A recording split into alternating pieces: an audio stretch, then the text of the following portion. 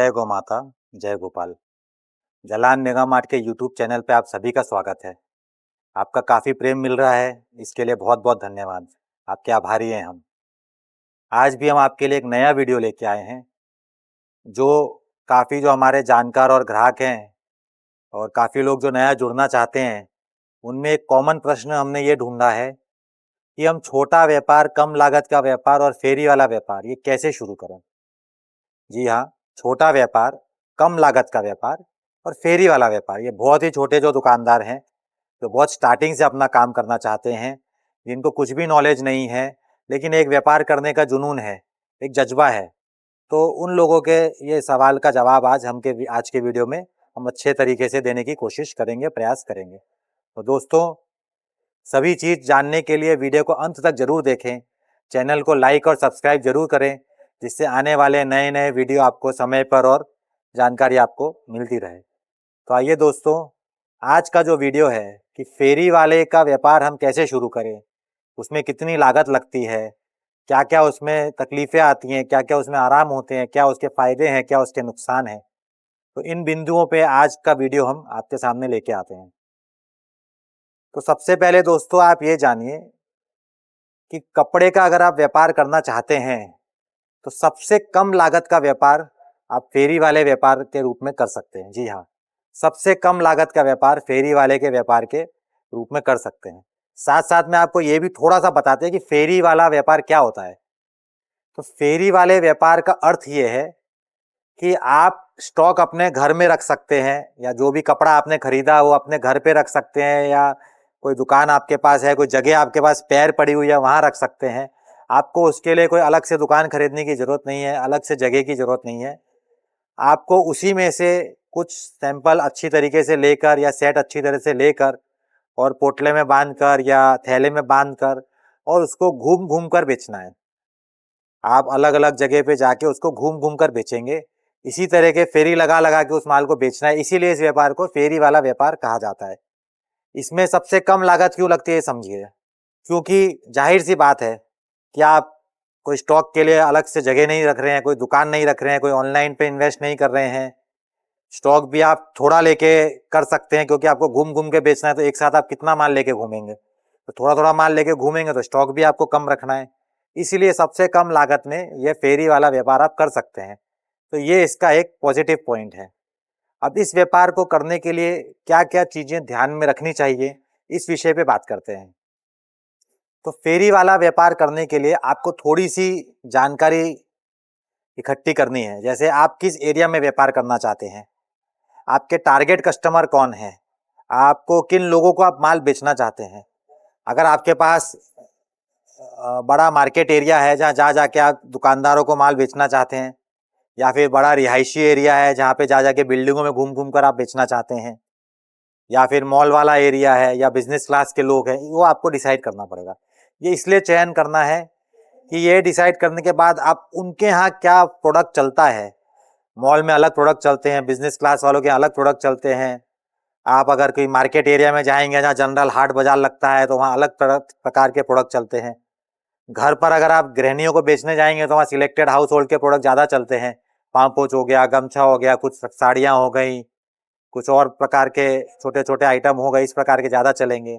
तो ये आपको नक्की करना रहेगा कि आपको किस प्रकार के लोगों को टारगेट करना है, किनको माल बेचना है। एक बार आपने ये सुनिश्चित कर लिया, उसके बाद अगला पॉइंट ये आता है कि उस प्रोडक्ट को आपको कहाँ से लेना है। ये एक बहुत ही महत्वपूर्ण पॉइंट है, बहुत ज़रूरी पॉइंट है। आप ले तो आएँगे, लेकिन ले आए, लाने के बाद आपको पता चला कि आप महँगा ले आए, तो बिकने में तकलीफ। महँगा नहीं भी लाए, रीज़नेबल लेके आए, लेकिन टेस्ट सही नहीं लाए, तो बिकने में तकलीफ। दोनों चीज़ सही ले आए, लेकिन माल पुराना ले आए, डिज़ाइन पुराने ले आए, तो बिकने में तकलीफ।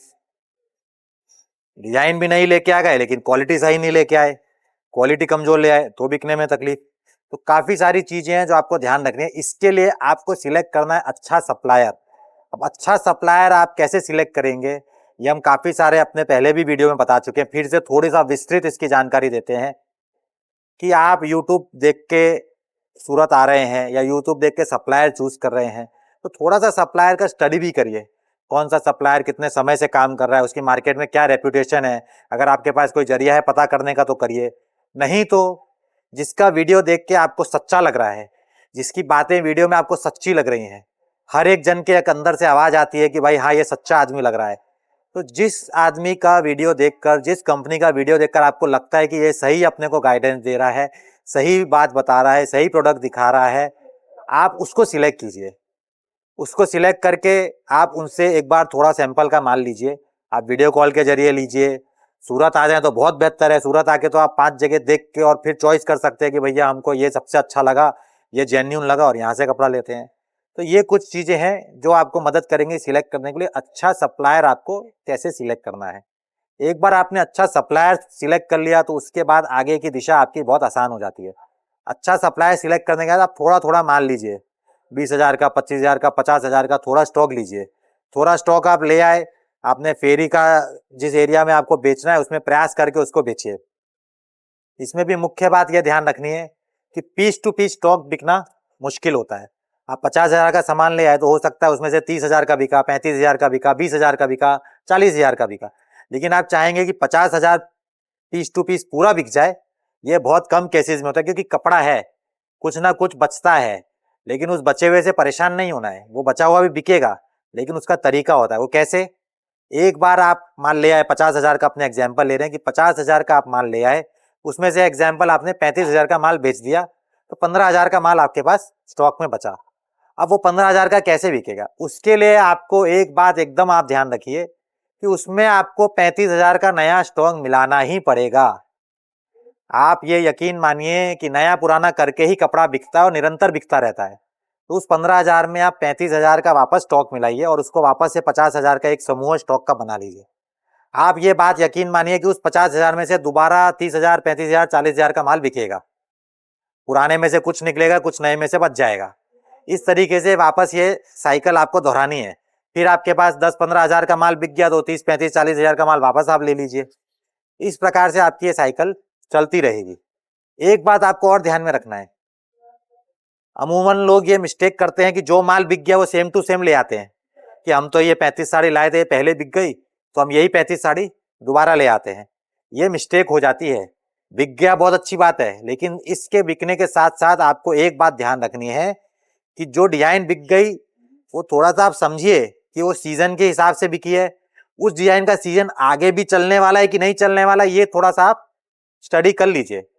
कि होली का पीरियड है मान लीजिए, तो होली पे रंग बिरंगी कुछ साड़ियां बिकती हैं, लेकिन होली पटने के बाद वो टेस्ट चेंज हो जाता है।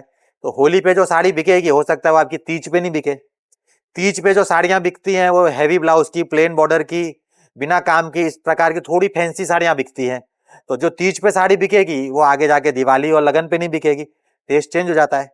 तो ये आपको थोड़ा सा ध्यान रखना है कि जो बिक गया तो सेम टू सेम अगर सीजन है तो आप लीजिए, नहीं तो जो नया है, जो नया सीजन के हिसाब से जो नया माल है उसको आप लीजिए।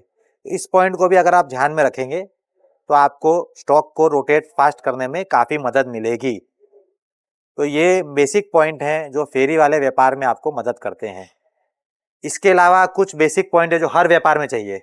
जैसे जिस कस्टमर से आप मिल रहे हैं उसके साथ आप अच्छी से हंस के बातचीत कीजिए, जिससे एक अच्छा रिश्ता आपके साथ उसके डेवलप बने। एक पॉइंट ये ध्यान रखना है कि किस समय आप उससे मिल रहे हैं।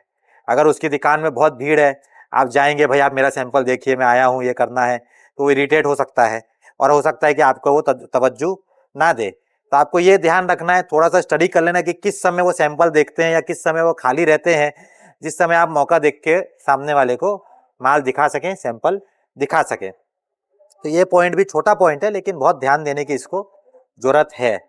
उसके अलावा ये ध्यान देखना है कि उसको आप वही माल दिखाएं जो उसकी रिक्वायरमेंट है। ये एक अच्छे सेल्समैन की पहचान है कि सामने वाले से बातचीत करके वो उसकी रिक्वायरमेंट समझ लेता है। या फिर आप उसको उस ढंग से सेल्समैन ही करें कि ये जो अच्छा नया सीजन का माल आप लेके आए कि वो रखेगा तो उसके यहाँ बिकेगा। थोड़ी सी इसमें ईमानदारी और सच्चाई रखने की जरूरत होती है। इसके लिए आपको सही सप्लायर चाहिए, सही माल चाहिए, सही फैशन का माल चाहिए, सही टाइम पे माल चाहिए। तो ये सब बेसिक पॉइंट है जो एक फेरी वाले का व्यापार करने के लिए बहुत ज्यादा जरूरी है। तो दोस्तों, मोटा मोटी हमने लगभग सब पॉइंट कवर कर लिए हैं। कोई भी चीज परफेक्ट नहीं हो सकती, हो सकता है इसमें और भी कई पॉइंट्स होंगे जो कवर करने जैसे होंगे। अगर आपको कुछ ऐसा लगता है कि आप और भी प्रकार के वीडियो देखना चाहते हैं तो आप हमको कमेंट सेक्शन में जरूर बताइए किस किस प्रकार के आप वीडियो देखना चाहते हैं। हम उस प्रकार के वीडियो आपके सामने लाने का भरपूर प्रयास करेंगे।